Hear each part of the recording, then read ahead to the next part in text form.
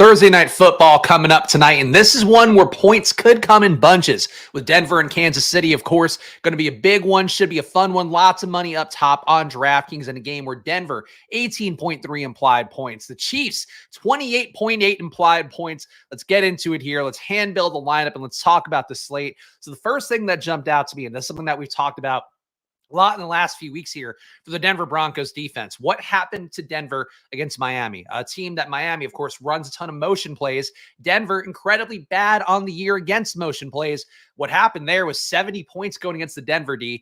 I don't expect there to be 70 points for the Chiefs tonight. I do expect there to be some production, in particular because the Chiefs run 66 plays a game. Out of those 66 plays, 50 of them include motion before the play kicks off. So that is something where you expect the Chiefs to find production. Of course, we know the Chiefs, strategically one of the most sound teams in the league. Also a team that definitely knows how to take advantage of opponents' weaknesses and going to be good against anybody. This particular matchup looks about as good as one can get. Again, Denver on the year. 0.32 EPA, of course, expected points added. The metric that tells you how much more teams are going to produce above average players as well.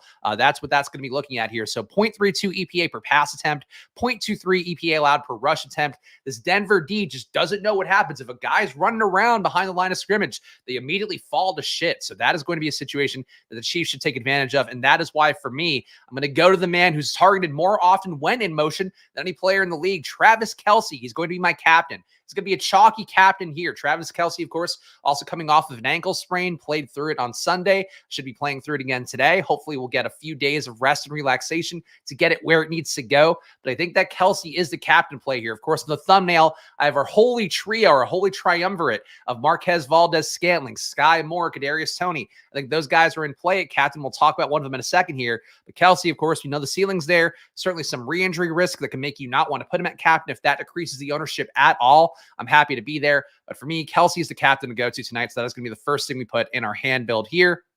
Hello, humans. Yes. Shout out to all the humans here in attendance, of course. I didn't do my usual preamble, but today we're going to hand build lineups. That's going to be, actually, we're going to build lineups three different ways. Excuse me. Hand build one, optimizing, simulations. We're going to do all that coming up here. It's going to be a pretty good spot, I think, for all of these things to determine who are the best players on tonight's slate. And you're fading Kelce, spent $3 on worse.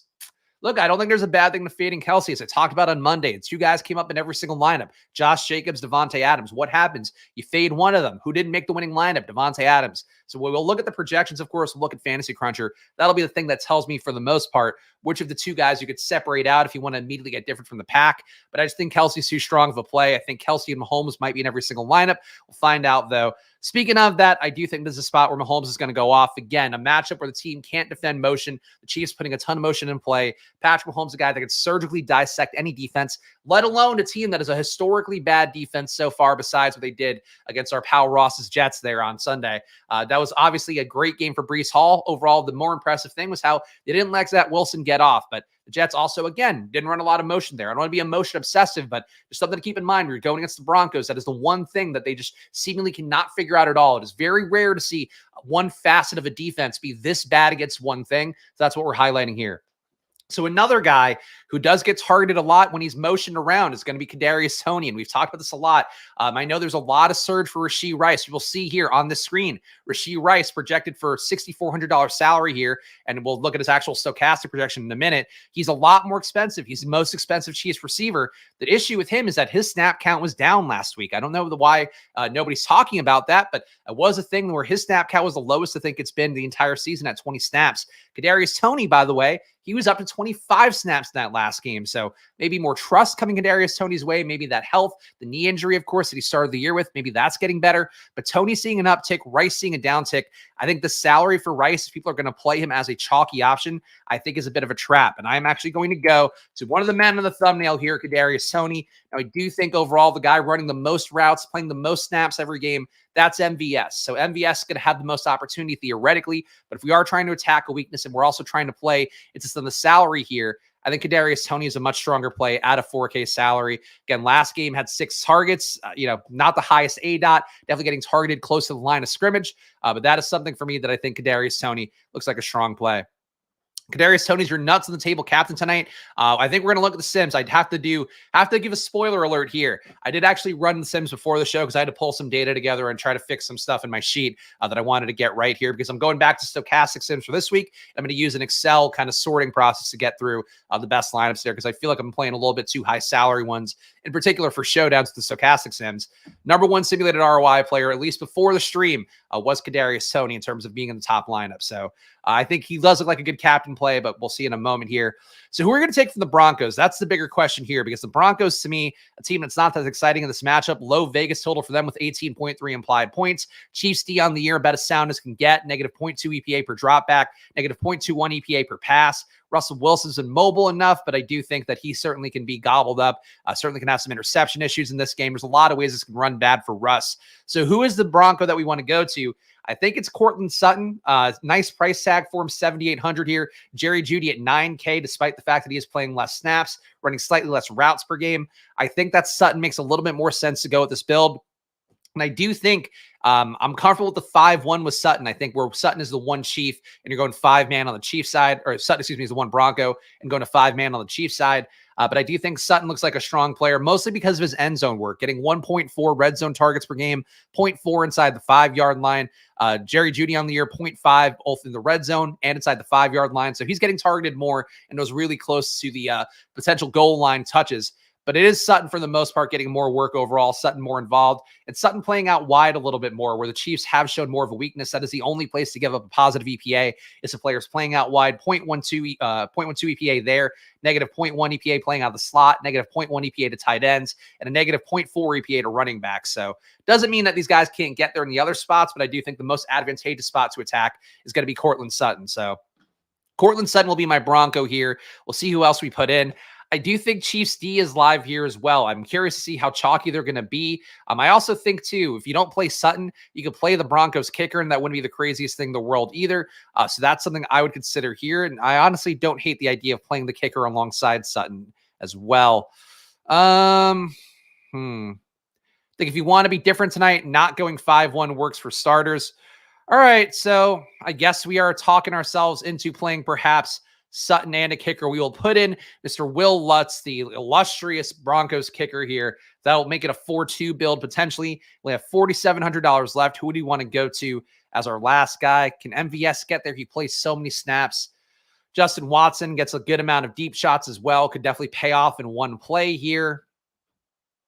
Would like to leave some salary on the table if we can, though. Might be pretty unique with the Sutton Lutz lineup here. Tough call for this last pick. Oh, do we want to play Traquan Smith? Getting that old Sean Payton progeny kind of bump that we're getting here.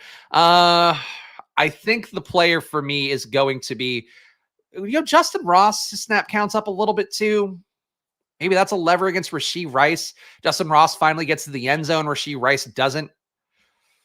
I think that's interesting. Let's go Justin Ross. We're going to leave 4,100 on the table here, which is the kind of thing you have to do to give yourself a shot to win a solo Millie Maker win. Obviously, tonight is unfortunately, DraftKings now charging all these Millie Maker showdowns at the same price as a regular main slate Millie Maker, $20 entry fee for $1 million to first. So you got to really make your entries go a long way here. I think this one where we have Travis Kelce at captain, Patrick Mahomes, Kadarius Toney, Courtland Sutton, Will Lutz, Justin Ross. This will be the one we enter in the single entry huddle. I think this looks pretty good. For the price, I like Watson. I think that's fair. But Ross, I think the one thing he has going for him is he can be more of a red zone, can be more of an end zone target, and just a snap share coming up a little bit for him. I think he's the most natural lever against Rashee Rice. Watson is too, though. I think Watson a little more lever against MVS, and MVS is not going to be owned. MVS is quietly, I think, a very sneaky play tonight. That's why he's partially on the thumbnail, too. He doesn't do the same things as guys like Sky Moore and Kadarius Toney, where they get moved around a little bit. You get those low A-dot targets that easily can convert into a long play, just how smart the Chiefs are. But I do think MVS is one guy that's not going to be in this lineup for me, but I do think does stand out pretty well. Just a little too close in salary here. I think for a lineup like this one, MVS would make us pretty chalky. Here it is. It's in the huddle.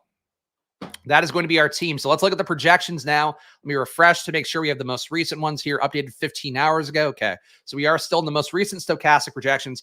Top projected players overall, according to stochastic, Patrick Mahomes is 23.1 projection. Travis Kelce, 19.2. Russell Wilson, 15.5. Isaiah Pacheco, that's actually one You know what? I don't ever do this. I'm actually going to go back because I think Pacheco is an important player here.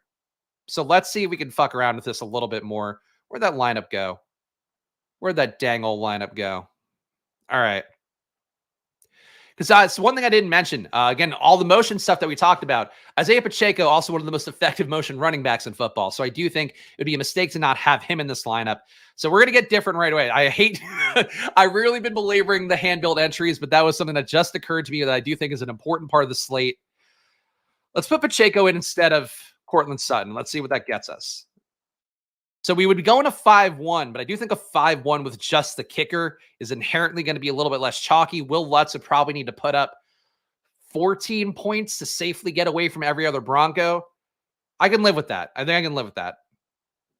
So let's see. Let's still put in Justin Ross. We're not going to change too much. It's going to make a 1v1 here going from Courtland Sutton to Isaiah Pacheco. This is the final team here. So Travis Kelce, Patrick Mahomes, Isaiah Pacheco, Will Lutz, Kadarius Toney, Justin Ross.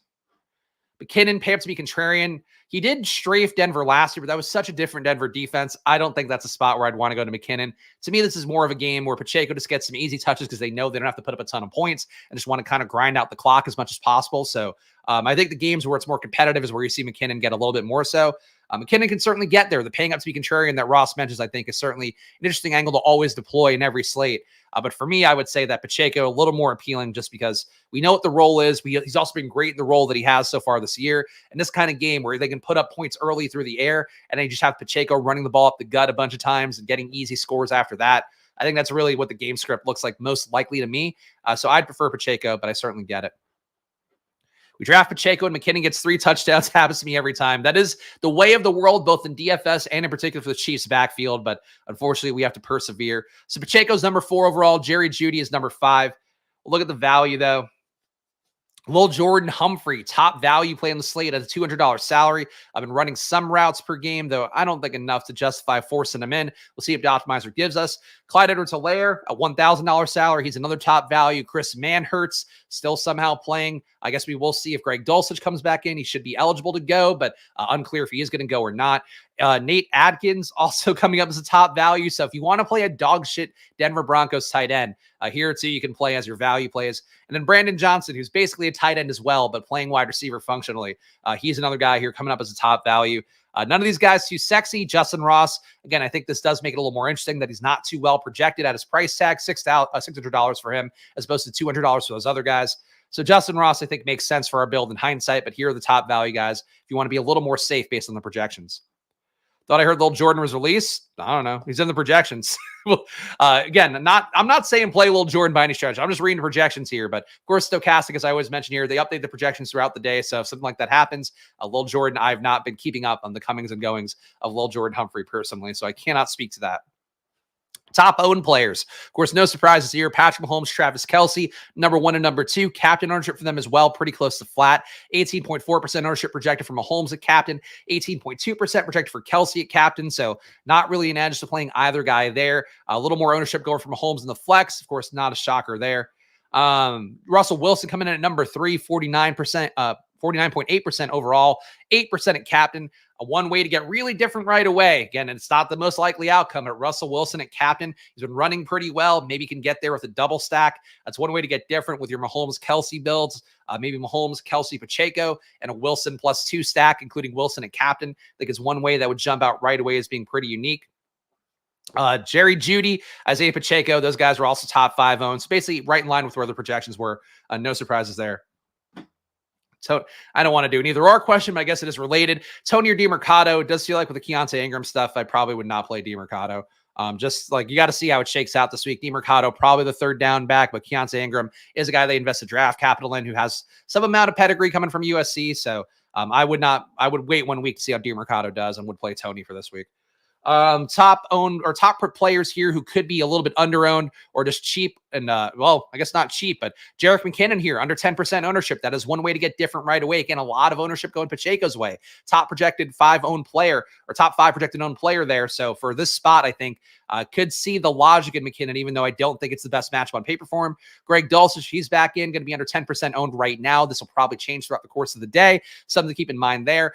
Noah Gray, Justin Ross, Jaleel McLaughlin, who's very highly priced on the chance that Javonte Williams didn't play this game. Does seem like Javonte is going to play. As a result, McLaughlin probably going to come down quite a bit. Still an interesting tournament play, but at a $7K salary, you got to know something basically the public doesn't, like that McLaughlin's going to be the lead back. That doesn't seem like the most likely outcome given what we've seen in Javonte so far this year. But Javonte has been really bad, so maybe, I don't know, maybe Sean Payton throws the baby out with the bathwater, so to speak. It doesn't play Javonte as much and does stick with McLaughlin. That's the one way you can get there. But at a $7K salary, you are going to be very unique, but also very decent chance of being left holding the bag if McLaughlin does just shunt back to his normal role. All right, let's copy the projections in here and let's simulate, or let's optimize first on Fantasy Cruncher. And this will tell us what the pure math is going to give us out of these projections, basically telling you where what the projections are going to push people towards the most. Again, this is not going to tell us exactly what the field is going to play. Articles like ETR's article that Cody Main does every single slate, that is one that tells you more about what the field is expected to play in terms of 5-1s, 4-2s, and all of that. But this is one that I think still a good spot. So it's a good spot, rather, to check the things that are important on the projections. So that's why we do the optimizer still, even though optimizer is quickly falling out of vogue with the rise of the Sims out there. So let's see. Who is in every lineup? Russell Wilson in 76% at flex, 8%, so he's not in every lineup. Mahomes 56% captain, according to just the projections. So he is in every single lineup, 44% flex, 56% captain. Travis Kelce, 24% captain, 76% flex. So again, right away, the guys who are in every single lineup are Travis Kelce and Patrick Mahomes. So if you want to go for the gusto, I don't think it's the best play on this particular slate. But whenever you see a guy that the projections are forcing in 100% of time in 25 lineups, that means those guys are very likely to be together in almost every lineup in the field. So the way you get away from 20, I guess, well, more like 80%, 90% of the field would just be to not play Kelce and Mahomes together. So that is one thing that has occurred. That's one for me. Again, my biggest win last year in Showdown, the 25K win I had with the Browns slate. That was one where I did separate out T. Higgins and Joe Burrow. It's just one thing that people sometimes miss because you just want to jam in the best plays. Maybe it's possible that Mahomes creates enough pass game value that Kelce gets there, that Tony gets there, that MVS gets there. If that's the case, there's still a good shot that Mahomes makes that lineup. But if the Broncos have enough coming back that can outscore, the flotsam you'll get with Mahomes lineup, I think that's sort of where there can be value to not playing Mahomes, even in a spot where he does play well. So not advocating to not play Mahomes, but you have to point out what the data says. And it basically does say you're going to get a lot of Kelce and Mahomes together, and you can just separate those guys out and try to fight for a different kind of grouping. Team stacks. Let's look at the team stacks here. So we're getting 9 out of 25 or 5-1 Chiefs build. So not as many as you would think here, given the team total and what people think of the Chiefs and what people think of the Broncos. We are getting 13, though, who are getting at least 4 Chiefs in it. So that means 22 out of 25 lineups have at least a 4-1 or a 4-2 Chiefs build, if not a 5-1 Chiefs build. So something to keep in mind here. Again, this is just a projection data. This is not what the field's going to play. It doesn't mean that the field's going to play, 88% Chiefs, at least 4 players in there. But it does mean that this is going to be where the projections push you towards. So that's the main difference point when you are looking at this stuff. So a 3-3 build will be inherently a little bit less chalky. 5-1 build, obviously going to be less chalky than we're seeing here, but still going to be pretty decently owned. So going to 3-3s and then going to 4-2 Broncos, going to 5-1 Broncos. Not the wisest move, but if something really goes weird, Mahomes goes out early with an ankle injury or something, we don't ever want to see that. But obviously it does happen on some amount of Showdown slates. So if you did play a 4-2 Broncos build or a 5-1 Broncos build, that'll be very unique, but obviously pretty narrow needle to thread with all that. Okay, let's look at the Sims now. We'll run it here. Of course, Stochastic Sims is what I'm using here. There's some other great ones out there. I've talked about Saber Sim, which does a good job. The Solver, I think, also has a free trial going. Both those, I believe, have free trials going. So if you want to check out a sim that's not Stochastic, go check out one of those. Stochastic, though, I think does a good job. There's minor differences in all of them. I think Saber Sim is the only one that does the play-by-play sims. Stochastic and the Solver use the data. But what Stochastic does here, it's going to make 10,000 lineups to try to represent what the pool of lineups that'll be in tonight's tournaments is supposed to look like. And then what it'll do then is simulate it against each other 40,000 times based on the ownership projections and the projections you put in. So that is what the stochastic process looks like. All right. Not going to tweak anything too much here, but you can see here their ownership projection, the difference in the pool between the ownership. That's how that works. And we will put in 30% to first because I believe it is once again 33% to first on DraftKings. If you want to upload your own custom projections, you would do that here. Download the template, put them in there. Run contest simulation.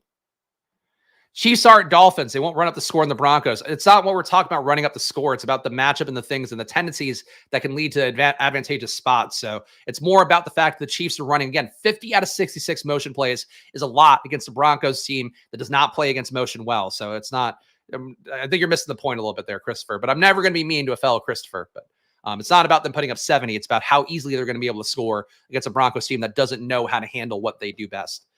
All right, so the top lineups here, this has moved around a little bit from this morning, so that's a positive, I guess. Travis Kelce in the top ROI lineup. The top ROI lineup is the one you see right here, of course. This is the ROI column furthest to the left.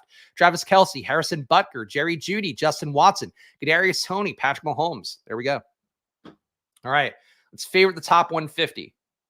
Let's also see which one cashes the most. If you are a sicko that plays Showdown cash games, this one should look pretty good.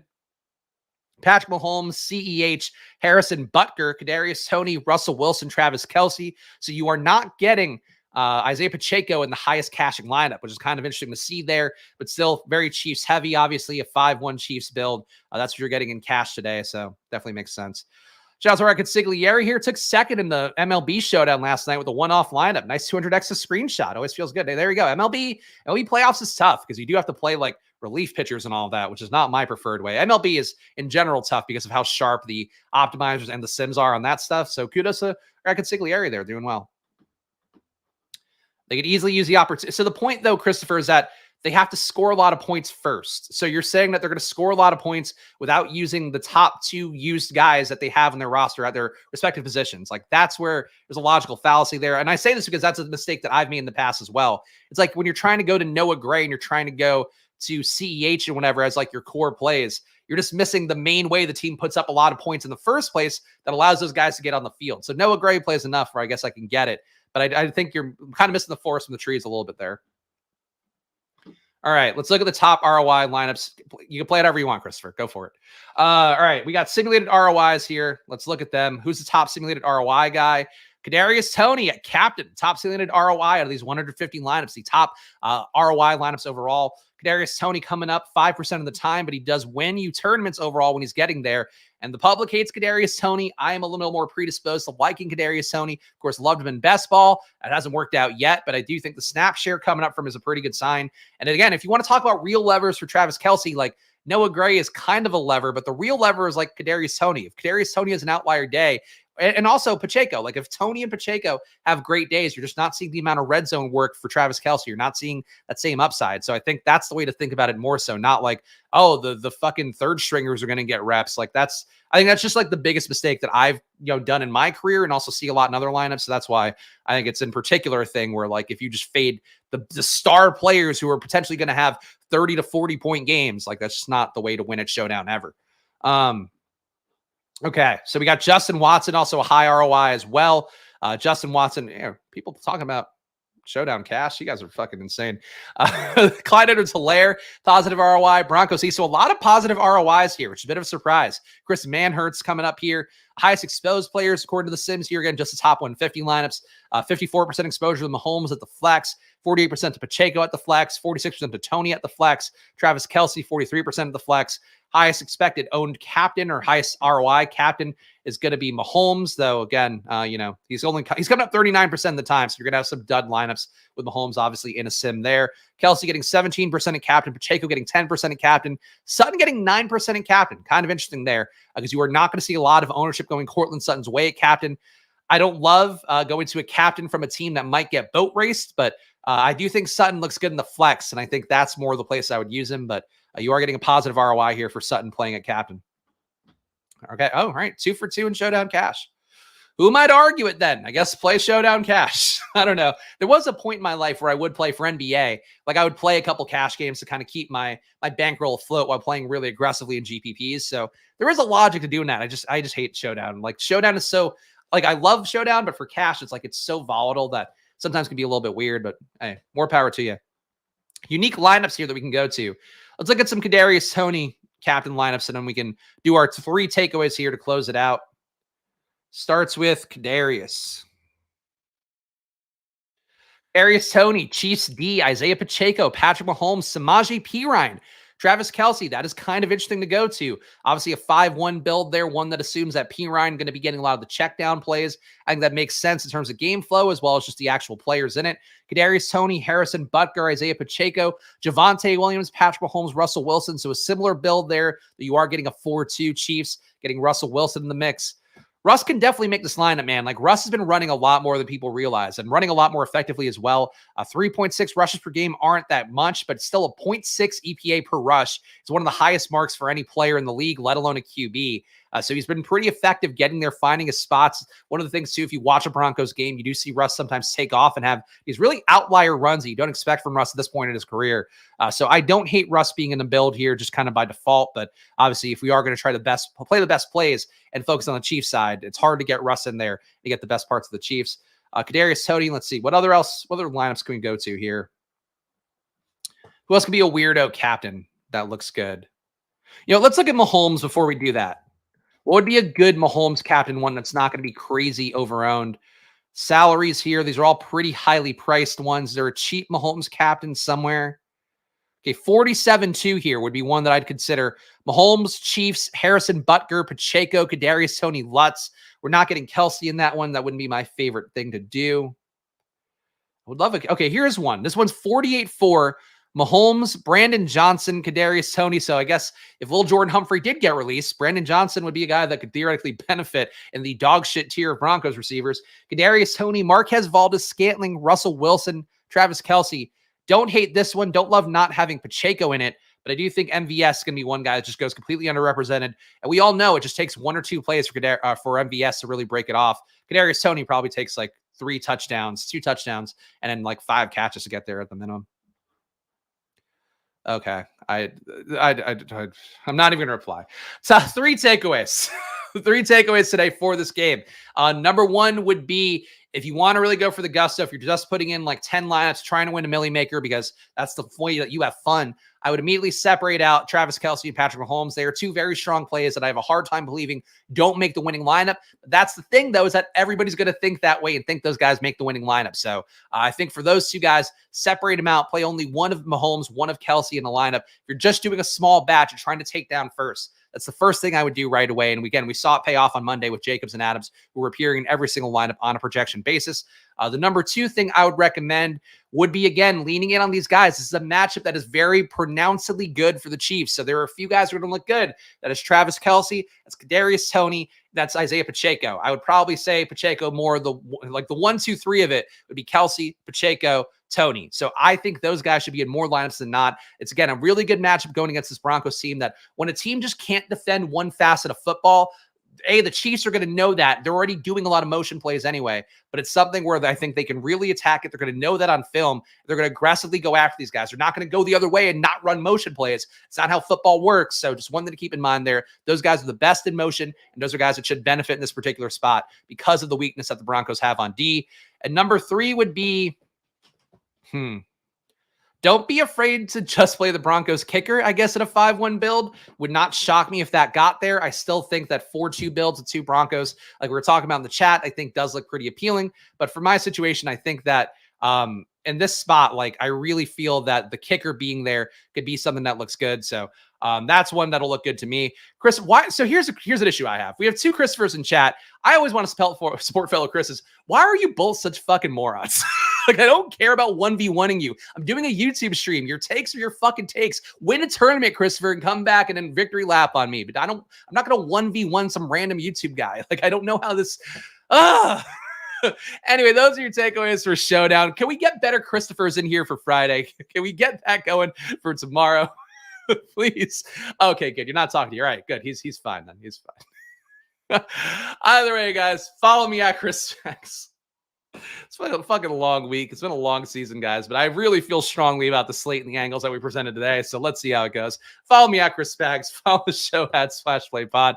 Let's get some good Christophers in here tomorrow for the Friday, of course, the Fantasy Football Gauntlet, where we do a similar version of this for the main slate. Come check that out tomorrow. And appreciate all you guys being here. Come back. See you guys then. Let's cut it off here. Enjoy your days. Of course, if I don't take this down, I hope you do, unless you're Christopher. And then, no, Christopher, if you take it down, come back and tell me about it. See you guys tomorrow. Enjoy your days. And of course, good luck. Bye.